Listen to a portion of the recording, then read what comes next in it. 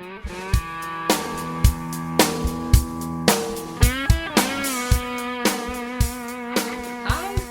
are back. Dallas Holm, Jennifer Cochelle. I'm still Dallas Holm. Same people. Yeah. New shirt. That's what. Yeah, I guess Not you? this is the only shirt I have. This and one T-shirt. Oh, you pared down. Right. Well, yesterday I had the privilege of, along with my husband, of taking a group of pastors that were here for a getaway weekend, a replenish week, on a little tour in this area, and had lots of good questions, and just thought it would be fun to share. I know you probably don't know where we are, but we are in East Texas, Lindale, Texas. It's a little community, but it has a lot of rich history with ministries. Yeah. So. Yeah, in the 70s, I moved out here with David Wilkerson in 1974. You were just a baby. Mm-hmm. We moved out to a property that he had purchased to build what was eventually called Twin Oaks Ranch, which was kind of a discipleship program for some of the street kids that had been trained, first of all, saved, won to the Lord, and then trained, cleaned up in a teen challenge center, and then some of those that, showed leadership promise that maybe wanted to work as junior staff in a teen challenge type program. They came here to Twin Oaks Ranch, and we developed a discipleship program. Training was a 1-year program. They learned basic reading, writing, math, and Bible courses. Then I think we had a shop of some kind. I can't remember if it was a wood shop or a metal shop, auto mechanics. There are about 3 little trades that they learned. Mm-hmm. Because some of these guys off the street never done anything at all. I've never worked a job. All I done was con people and stole things. And so that was the reason we moved out here into the country, to set up a place that was out of the city, away from the distractions. So we moved out here in 74 and built what was eventually called Twin Oaks Ranch. Then, just really through relationships, there were several other ministries in the California area. We actually moved here from California by way of Dallas and then out to East Texas.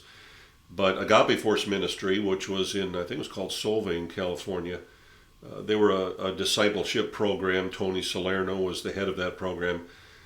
Really just through relationships. I don't remember the particulars how it all happened, but of course California cost of living was starting to just really get high. And a lot of the ministries had mobile groups, singing groups, drama groups. Mm-hmm. And being on a coast, you were so far isolated. So we just kind of said, hey, you need to check out East Texas. We're in the middle of the country. Cost of living is way, way lower. Great church community. Lots of land. Yeah, lots of land. What you could get here in Texas compared to what it cost in California even back then. So I think probably in the later 70s, Tony and Agape Force moved out here. Their ministry, they created some musical products like the Music Machine, Bullfrogs and Butterflies. Yep. What were some of the others? Birthday Party, Nathaniel the Grublet. Oh, yeah. But Bullfrogs and Butterflies and Music Machine were probably the most well-known. They're big ones. They had a singing group called Silverwind. They had another one called Candle. So they were traveling all over. Second Chapter of Acts was living in the California area. They moved out here. Keith Green and his ministry. Keith was out in California. They moved here. Mm-hmm. Eventually, we had quite a number of ministries. We had, eventually Youth with a Mission, North American headquarters moved here. But we had Agape Force. Leonard Ravenhill was here. Winky Pratney, who's an author, speaker from New Zealand. He lived here half the year. Who else was? Calvary Commission. They had already been here, but they were in Lindale, Texas. They worked with a lot of guys out of prison. Mm-hmm. So there were a lot of ministries right in the area. And it was kind of funny because when I would travel, word kind of got around, boy, there's a lot of ministries moving to Lindale, Texas. Why is everybody moving there? And I would always say, well, that's where the Lord's going to return. Of course, some of them were like, really? But we just show me in Scripture. Right. And we would get together. We had a Monday morning prayer meeting every Monday, whoever was there. It was like Leland Paris, head of Youth with a Mission, Tony Salerno, Agape Force, Leonard Ravenhill, Keith Green, Dallas Holm, Joe Foss from Calvary Commission. And then there were some other ministries, or sometimes some of the other leaders within the ministries would come. And we were rarely all there at the same time because everybody was, traveling. Sure. But a lot of good interaction, a lot of ministry went out from here and still goes out from here. Yeah. Now, Agape Force property, Agape Force I don't know what I would call it. They ran their course of discipleship and not that they quit discipling, but those types of ministries where you're taking in lots of young people. Well, a lot of the young people they took in eventually developed relationships. Some of them got married, they got older, and things just transitioned. So Tony actually moved back to California. He has a wonderful ministry out there now. That property sold to Mercy Ships. You probably see their ads on TV a lot. Wonderful organization. They had several ships. I think they just have the one now. They may be outfitting another one. Yeah, they're getting ready to launch another one next month. That's what I was thinking I'd heard. Yep.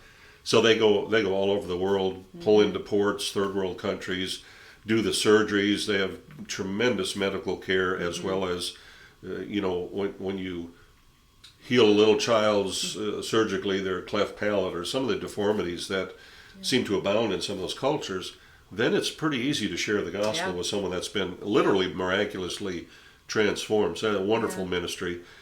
Keith Green's whole ministry, Last Days Ministries, is now owned by it's a Korean ministry called JAMA, Jama, I think is how they spell it. I honestly don't know a lot about them. I should, and I will, but I've heard all good things about them. The property is beautiful. Yeah, some kind of training, school training program. And what about Leonard Ravenhill? Tell me a little bit about who he was, and did you used to go to a Bible study or something at his house? Yeah, Leonard Leonard would always come to the Monday morning Bible prayer meetings, but then he also had, and I think it was on a Thursday night, I could be wrong on that, a prayer meeting / Bible study.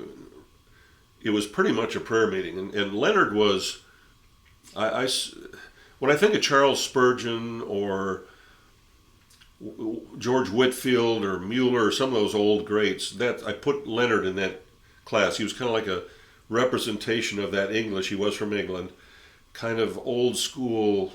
I heard Leonard preach numerous times. I don't think I ever heard him preach from any book but Isaiah. He loved Isaiah. He was very strong, kind of an Old Testament. He didn't claim to be a prophet. He wasn't, but he had that kind of prophetic edge. He didn't cut you any slack. Wonderful man. In fact, when I left David Wilkerson in 1980, when we went out as Dallas Home and Praise, because of my relationship with Leonard in the prayer group, he kind of took me under his wing a little bit. And after the prayer meetings, he would say, "Dallas, come on over to my office. We need to talk." And he had a library that every wall, floor to ceiling, was all these great old books. He knew every line from every book. He'd say, you need to read, and he'd pull a book out. Or he said, like Spurgeon said in his book, and he'd go over and he'd pull it off and he'd read a quote. Wow. He really educated me as to the history of our faith. Certainly I had a good perspective biblically, but especially with the martyrs like Bunyan's, or Fox's Book of Martyrs, and the Covenanters, the Scottish Covenanters, who in the 1600s, I think there were 18,000 of them that were hunted down and killed and beheaded for their faith. He introduced me to the history of people who had shed their blood for the faith, and it really, really impressed me. It built I would say, put one of the firm pillars of my spiritual foundation underneath me. He was a wonderful man. In fact, I had the privilege to do the music at his funeral when he passed, and the family gave me one of his favorite old Methodist hymn books. It was so old that it doesn't even have notes, it just has the words.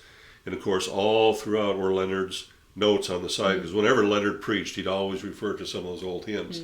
So, and he was very influential in Keith's life, Keith Green.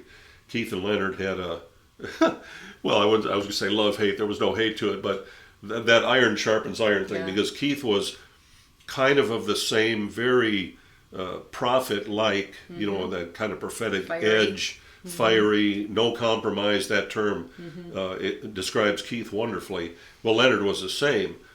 Keith was not, I would say, in my opinion, his strong point was not taking advice from some people. I mean, just Keith knew, and that was his strength too. There was no compromise. He was the bull in the china shop for the Lord. He was going forward. He was John the Baptist, huh? Right, he was. And so Leonard, brought a fatherly influence, but Leonard had that same kind of sharp edge to him. So I would have loved to have been in some of those meetings, but even in the prayer meetings, you could kind of see it. Keith might say something, Leonard would say, "Well, but Keith," And so it was one of my favorite stories. I don't know, I may have shared this before, but one of the Monday morning prayer meetings, I came in about 5 minutes late. And Keith, who was very, very intense, wonderful brother, one of my still favorite songwriter musicians ever, But he happened to be at the door when I came in, and he said, "Where have you been?" And I said, "I was fishing." He said, "Well, that's a waste of time." And I thought, well, I don't work for Keith. I've been doing this longer than you have. So I just said, "Keith, have you ever been fishing?" "No." I said, "Well, then you really have no opinion in the matter, do you?" Boy, he started to turn red, but he didn't know what to say. So before he could reply, I said, "Look, if you're in this week, I'll pick you and your boy up, Josiah, and we'll go to Van City Lake and we'll go fishing. Then you'll have an opinion." Then you can hate it. Well, before he could say anything, I just made the appointment and picked him up Wednesday morning, took he and his boy fishing. We caught, I don't know, a dozen or so little fish. Had the best time. Keith loved it. His boy just thought he died and gone to heaven, you know. We brought him back with the fish to Keith's house.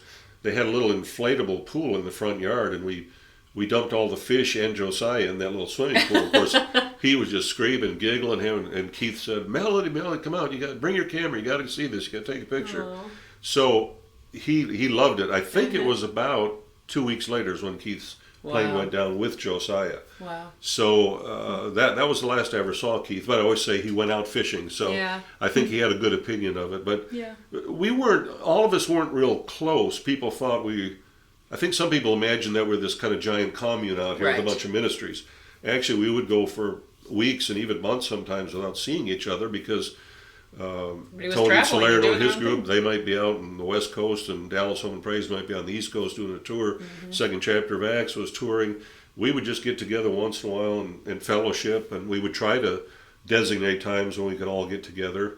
We had an artist retreat in the 80s that the ministry, Second Chapter, Melody Green really kind of initiated it through her last days in Dallas Holm and Praise and some of the other ministries. At one time we had Silver Wind, Second Chapter of Acts, Dallas Holm and Praise, Jerry Williams and Harvest, Kelly Willard, my favorite female singer. Seemed like we had a couple others too. Well, Youth with a Mission, some of the other ministries had music groups as well. And then Paul Baloche was here a little bit later. Moved here a little bit later. Mm-hmm. We've had a lot of we had a lot of ministries that were reaching literally, if you total it up, not that numbers matter, but little old East Texas, Garden Valley, Lindale area, there were literally millions of people being impacted from the ministries through record sales, through books, through discipling programs, mercy ships going out. It was amazing the broad net that was cast from this one little area. And there remain what we developed as Twin Oaks Ranch with David Wilkerson when he moved back to New York in the early 80s to establish Times Square Church.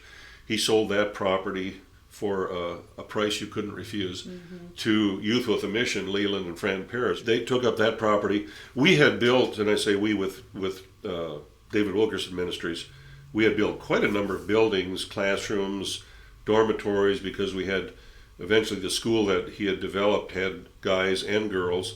We probably had, 30 to 40 students, maybe, about half and half.